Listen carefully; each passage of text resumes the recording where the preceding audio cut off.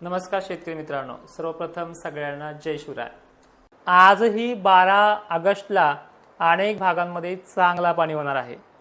चांगलाच काय तर सध्या छत्रपती संभाजीनगरच्या बहुतांश भागांमध्ये सध्या पाऊस चालू आहे हा लाईव्हच्या क्षणाला, आणि त्यानंतर अहिल्यानगरच्याही काही मोजक्या भागांमध्ये सध्या आभाळ फुल भरून आले आणि तिथे काही ठिकाणी पाऊस चालू आहे।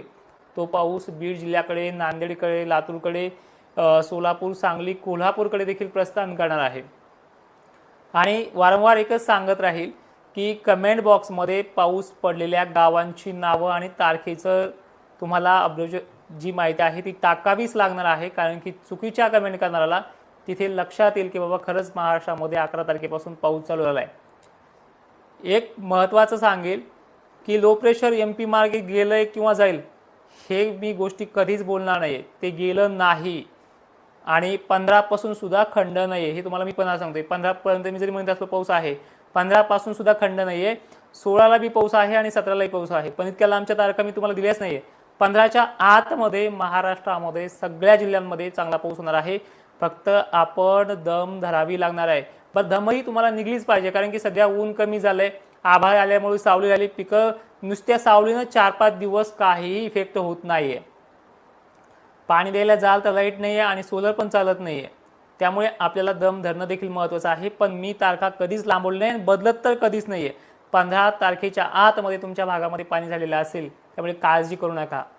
फक्त MP बाउंड्री लगतचे तालुके नाही आहेत, MPच्याही अलीकडे तो पाऊस चालू आहे आणि तो मराठवाड्यातही लागेल। जालन्यातलेही भोकरदन, जाफराबाद, जालना शहर परिसर, रामनगर पट्टेही रात्री त्यांनी बरे घेतलेत।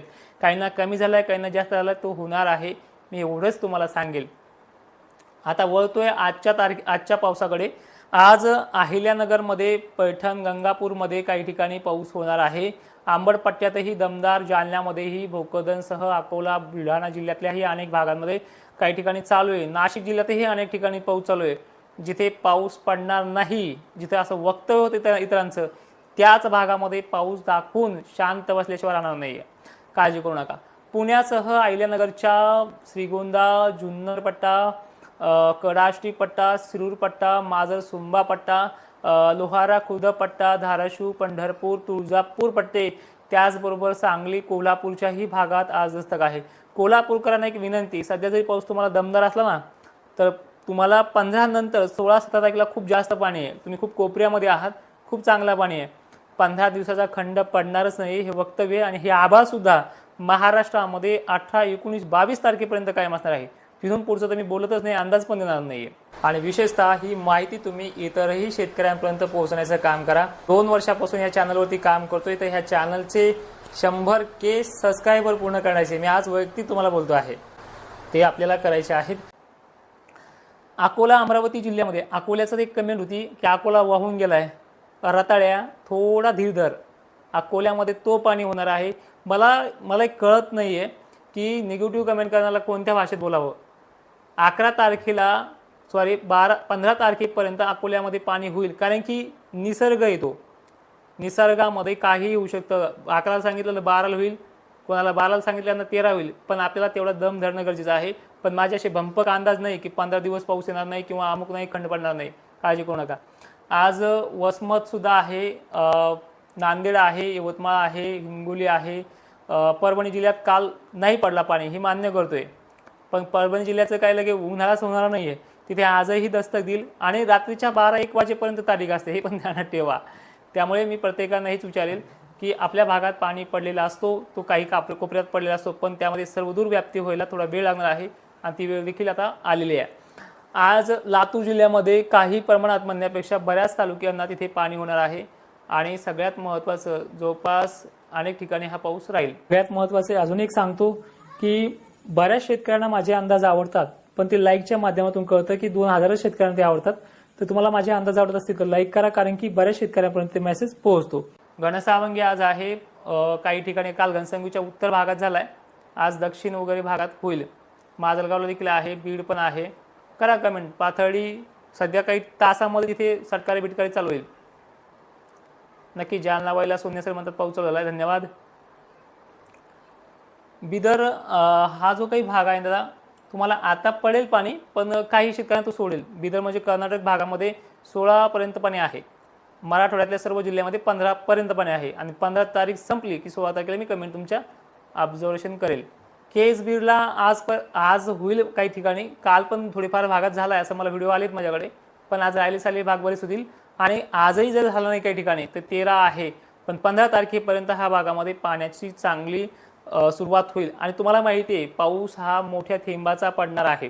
म्हणजे 15 मिनिटं पुरत्या, 10 मिनिटं पुरत्या, 5 मिनिटं पुरत्या एक चांगल्या पद्धतीचा पाणी पडणार आहे.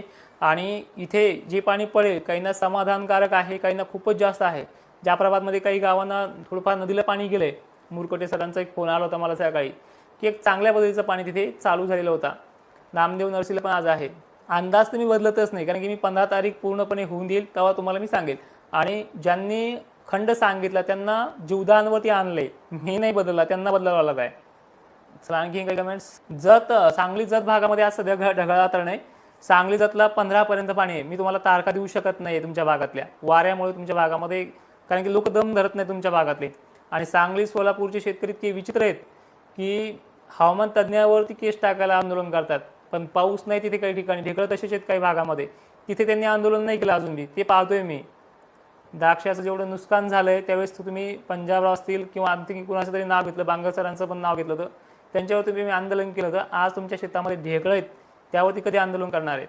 आणि महाराष्ट्रामध्ये थोडक्यात सांगतो, मी जे सांगितले त्या तारखा तुम्ही ऑलरेडी व्हिडिओ पाहिला आहे माझा, पण खानदेश विदर्भ आज जवळपास पूर्णच होऊन जाईल. आणि राहिला आहे मराठवाड्याचा आणि पश्चिम महाराष्ट्राचा प्रश्न. आज मराठवाड्यामध्ये एंट्री करेलच कोण्याही हालतमध्ये रात्रीच्या 11-12 वाजेपर्यंत. दुसरी महत्त्वाची गोष्ट अशी आहे, पावसाला वेळ जरी लागत असला पण तारखा मी तुम्हाला लांबून दिलेल्याच नाही आहे. 11 ते 15 सांगितलेले, आज 12 आहे. एकाच दिवसामध्ये काल त्याने विदर्भ आणि खानदेश बऱ्यापैकी व्यापलाय. आज त्याची एंट्री मराठवाड्यामध्ये आणि पश्चिम महाराष्ट्रात आहे. अनेक जिल्ह्यामध्ये त्याची दस्तक होईल. यातही काही गावं सुटतील, ते 13-14ला कंप्लीट करेल आणि राहिलेच 1-2 तर ते 15ला कंप्लीट करून मोकळा होईल. 16 तारखेपर्यंत राज्यात जोर कायम आहे. 16च काय 22 तारखेपर्यंत हा महाराष्ट्रात पाऊस आहे. त्यामुळे 15 दिवसाचा खंड नाही तर उलट 15 दिवस पावसाचं वातावरण हे कायम टिकून असणार आहे. त्यामुळे सगळ्यांना एक विनंती वारंवार करेल, आज पण वेळापूर्ला आहे दादा, 15 दिवस वातावरण पावसाचं उलट. आणि याचं मागचं सत्य कारण सांगतो तुम्हाला. ज्यावेळेस अमावस्या बनते त्यावेळेस सिस्टम थोडी जरी असली ती मल्टिपलमध्ये चालते. हे लक्षात घ्या. जे माझे चोरून व्हिडिओ बघतायत ना त्यांना एक विनंती आहे, हे लक्षात घ्या. ज्यावेळेस थोडी जरी ह्युमिडिटी लेवल वाढलेली असेल, गरमीची लेवल जर वाढलेली असेल तर यामध्ये मल्टिपल होण्याची क्षमता जास्त आहे. आता तुम्ही हे आभाळ पाहता, हे आभाळ सध्या जर पाहिलं तर खूप मोठ्या प्रमाणामध्ये डेव्हलप झालंय आणि हे डेव्हलपमेंट पुढील 8-10 दिवस कायम असणार आहे. त्यामुळेच हा अंदाज आपण दिला होता. आणि मी पूर्ण गोष्टीचा बाजूने विचार करतोय, नुसतं मॉडेलवरती चित्र पाहून नाही. तर ही सगळी सिस्टम अशा प्रकारची आहे. वरुड मोर्शीला आज पडेल. नांदेड लोहा आज संध्याकाळपर्यंत दाखल होईल. ठीक आहे. पण माहिती शेवटपर्यंत पाहणाऱ्या शेतकऱ्यांचे धन्यवाद. आणि ही माहिती सर्व शेतकऱ्यांना पाठवण्याचा प्रयत्न करा. जय शिवराय.